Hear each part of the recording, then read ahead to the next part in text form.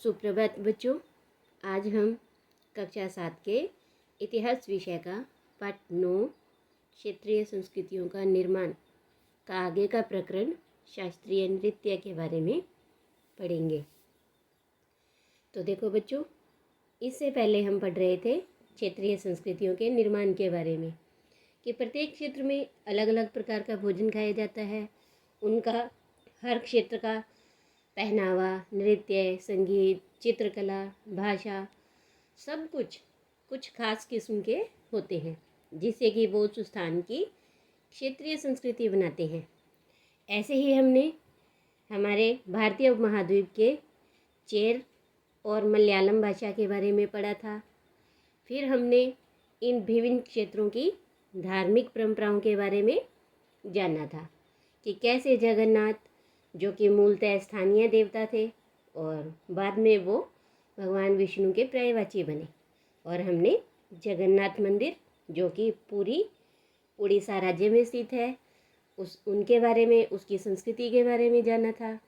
फिर इसके बाद हमने राजस्थान क्षेत्र के सूरवीर और राजस्थान की वीरांगनाओं के बारे में भी जाना।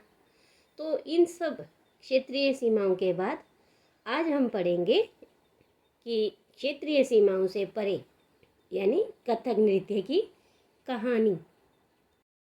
यदि शूरवीरता की परंपराएं भिन्न भिन्न क्षेत्रों में भिन्न भिन्न रूपों में मिल सकती हैं, तो नृत्य के विषय में भी यही सच है। आइए ऐसे ही हम एक नृत्य के रूप कथक के इतिहास को देखें। यह नृत्य शैली उत्तर भारत के अनेक भागों से जुड़ी हुई है। कथक शब्द कथा से निकला है। कथा यानी कहानी, जिसका प्रयोग संस्कृत तथा अन्य भाषाओं में कहानी के लिए किया जाता है। कथक मूल रूप से उत्तर भारत के मंदिरों में कथा यानी कहानी सुनाने वालों की एक जाति थी। यानी कि कथक एक प्रकार की पहले जाति होती थी। ये कथाकार अपने हाव भाव और संगीत से अपने कथा वाचन को अलंकृत किया करते थे।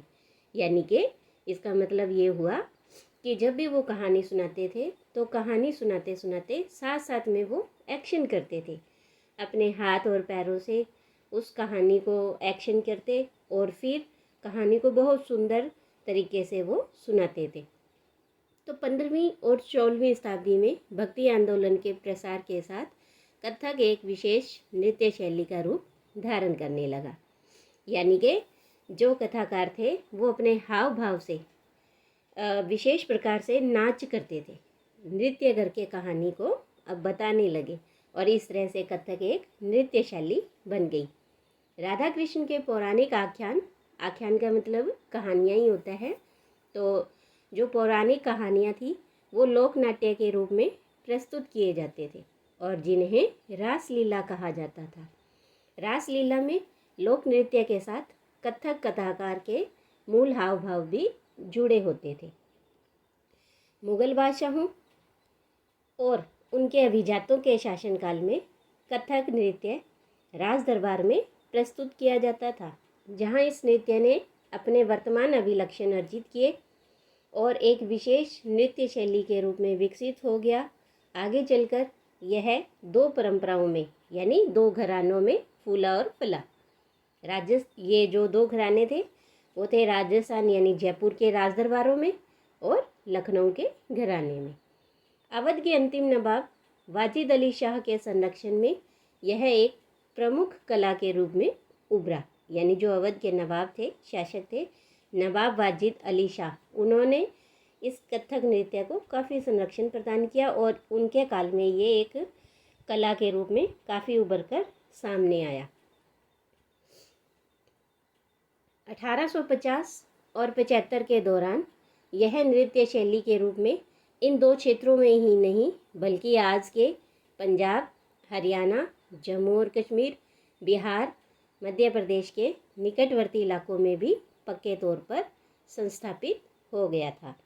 तो ये देखिए, नीचे आपको चित्र दिखाई दे रहा है, चित्र नंबर 5 है, जो कि ये एक नृत्य की कक्षा दिखाई दे रही है। और ये लक्ष्मण मंदिर है जो कि खजुराहो मध्य प्रदेश में स्थित है। तो देखिए, कि इस तरह से जो कथक नृत्य था वो सिर्फ 2 घरानों में ही नहीं और आने वाले समय में वर्तमान के हमारे कई राज्यों के अंदर फैल गया था। तो इसकी जो प्रस्तुति है वो बड़ी ही क्लिष्ट और द्रुत पद संचालन यानी उसके पैरों के संचालन से होती थी, उससे पैरों से क्रिया की जाती थी। उत्तम वेशभूषा यानी बहुत अच्छे तरीके के उसमें कपड़े पहने जाते थे और कहानियों के प्रस्तुतिकरण और अभिनय पर जोर दिया जाने लगा। अनेक अन्य सांस्कृतिक गतिविधियों की तरह कथक को भी 19वीं और 20वीं शताब्दी के अधिकांश ब्रिटिश प्रशासकों ने नापसंद किया। जैसे कि हमें पता है कि हमारे भारत पर पहले अंग्रेज़ों का शासन था, ब्रिटिश ईस्ट इंडिया कंपनी का शासन था। तो उन्होंने क्या किया कि उन्हें जैसे भारत की और जितनी भी सांस्कृतिक गतिविधियां थी वो पसंद नहीं थी, वैसे ही उन्होंने इस कथक नृत्य को भी नापसंद किया। फिर भी यह जीवित बचा रहा और गणिकाओं द्वारा पेश किया जाता रहा। स्वतंत्रता प्राप्ति के बाद तो देश में इसे 6 शास्त्रीय नृत्यों के रूप में मान्यता मिल गई थी। तो ये देखिए कि आपको यहाँ ये देखिए ऐसे कथक नृत्य है ये, इसमें ऐसे पैरों का और हाथों का है वो संचालन होता है और अच्छे से उत्तम वेशभूषा पहनी जाती है और नृत्य है जो इसमें इस नृत्य में कहानी को प्रस्तुत किया जाता है और कहानी को प्रस्तुत करते समय अभिनय आँखों से, हाथों से, पैरों से इस तरह से अपने हाव भाव उसमें प्रदर्शित किए जाते हैं। तो बाद में ये क्या है हमारे शास्त्रीय नृत्य के रूप में इसे मान्यता मिली। तो अब बात ये है कि शास्त्रीय नृत्य होता क्या है, किस कला को हम शास्त्रीय माने। तो इस प्रश्न का उत्तर देना अक्सर बहुत कठिन होता है।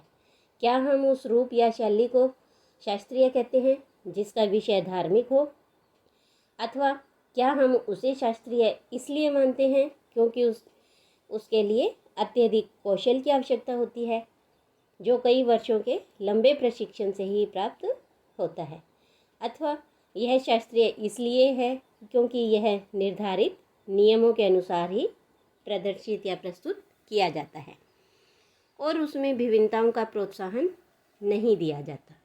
तो ये कुछ ऐसे प्रश्न हैं जिन पर हमें विचार करने की आवश्यकता है। यह भी स्मरणीय है कि बहुत से ऐसे नृत्य रूपों में जिन्हें लोक नृत्य की श्रेणी में रखा गया है उनके अंदर भी विशेषताएं पाई जाती हैं जिन्हें शास्त्रीय रूपों का विशेष लक्षण बताया जाता है।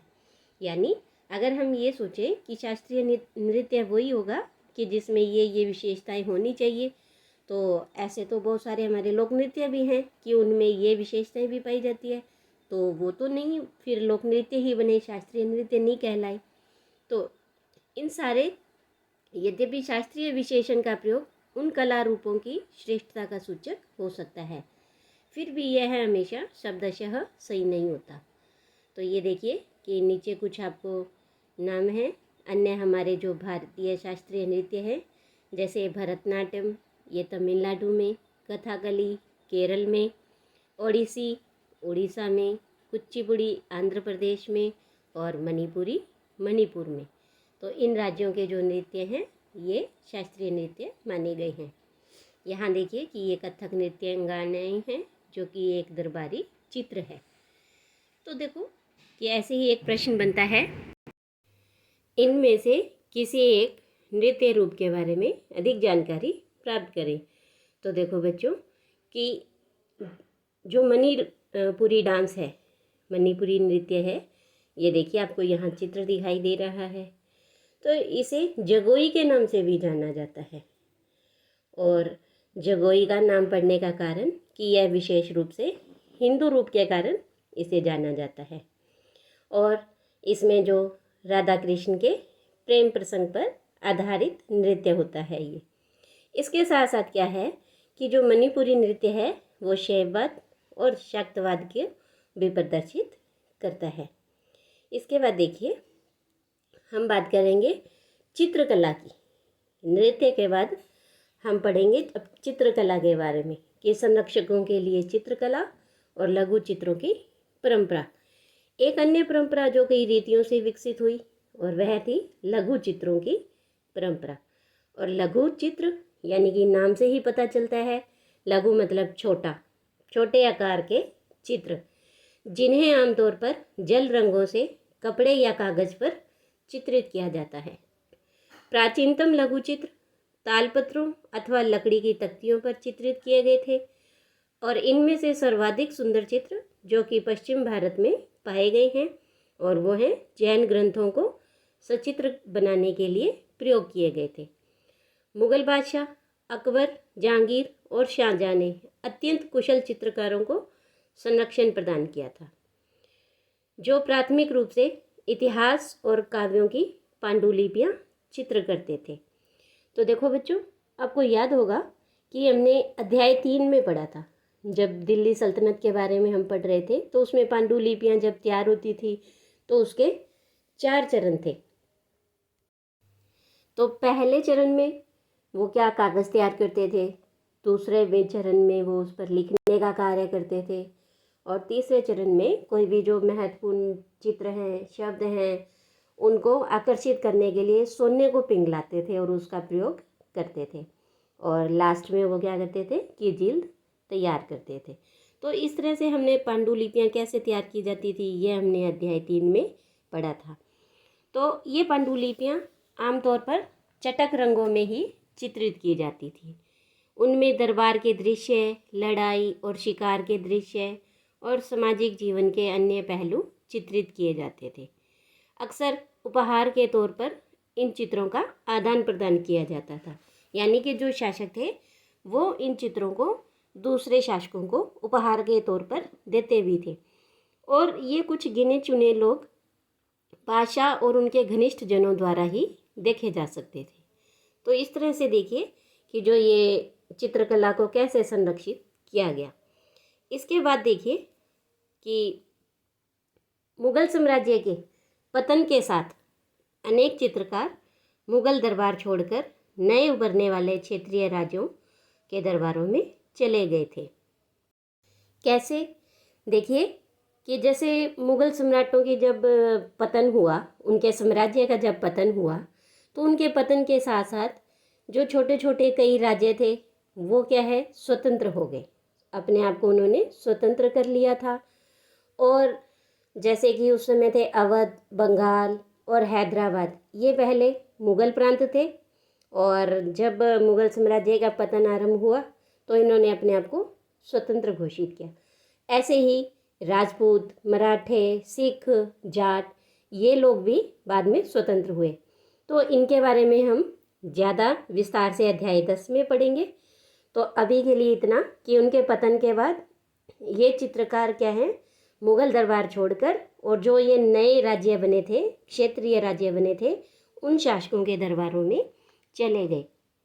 तो परिणाम स्वरूप मुगलों की कलात्मक रुचियों ने दक्षिण के क्षेत्रीय दरबारों और राजस्थान के राजपूती दरबारों को भी प्रभावित किया, लेकिन इसके साथ ही उन्होंने अपनी विशेष विशेषताओं को भी सुरक्षित रखा और उनका विकास भी किया।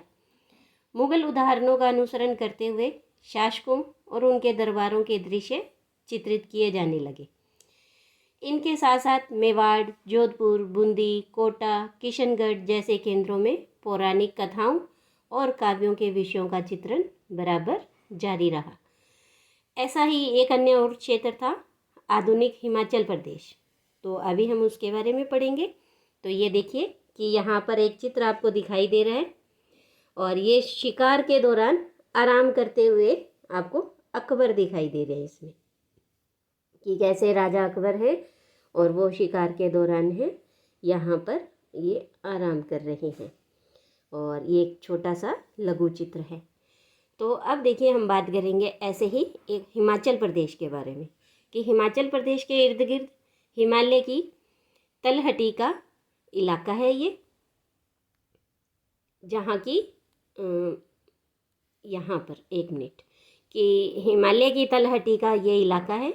17वीं शताब्दी के बाद वाले वर्षों में इस क्षेत्र में लघु चित्रकला की एक साहसपूर्ण और भावप्रवण शैली का विकास हुआ, जिसे बसोहली शैली कहा जाता है। यहाँ जो सबसे लोकप्रिय पुस्तक चित्रित की गई वह थी भानु दत्त की रसमंजरी। तो ये देखिए कि ये इस शैली में लिखी गई थी कि भानुदत्त की रसमंजरी। 1739 में नादिर शाह के आक्रमण के बाद और दिल्ली विजय के परिणाम स्वरूप मुग़ल कलाकार मैदानी इलाकों की अनिश्चितताओं से बचने के लिए पहाड़ी क्षेत्रों की ओर पलायन कर रहे थे। तो ये देखिए आपको ऊपर एक चित्र दिखाई दे रहा है जिसमें होली खेलते हुए महाराणा राम सिंह द्वितीय हैं और ये कोटा का एक लघु चित्र है, कैसे हाथी पर बैठे हैं शासक और होली खेल रहे हैं। तो इन सब मैदानी अनिश्चितताओं से बचने के लिए जो मुग़ल कलाकार थे वो अब कहाँ पलायन कर रहे थे, वो पहाड़ी क्षेत्रों की ओर पलायन कर रहे थे और उन्हें वहाँ जाते ही आश्रयदाता तैयार मिले।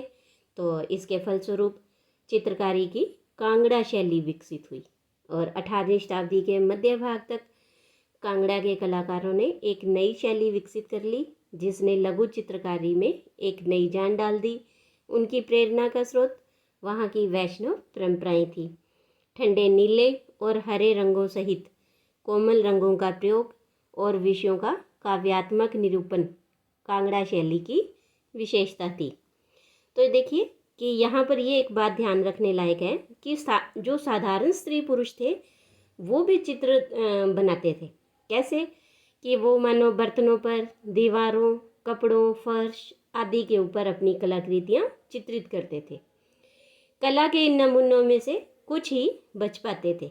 इसके विपरीत जो लघु चित्र बनाए जाते थे उन्हें राजमहलों में सावधानीपूर्वक रखा जाता था जिससे वे सदियों तक सुरक्षित रहे। तो ये देखिए कि आपको यहाँ एक चित्र दिखाई दे रहा है, ये कृष्ण और राधा का है और उनकी सखियाँ हैं जो कि एक पहाड़ी लघु चित्र है और कांगड़ा शैली में बना हुआ है। तो देखो इस तरह से हमने भारतीय उपमहाद्वीप के विभिन्न क्षेत्रों की संस्कृतियों के बारे में जाना।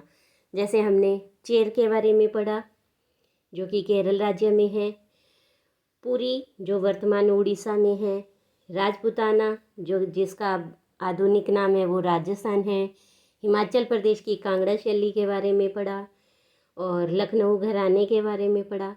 तो ऐसे ही हम एक और क्षेत्र की संस्कृति बंगाल, हम बंगाल के बारे में आगे की वीडियो में पढ़ेंगे। आज के लिए इतना ही, धन्यवाद।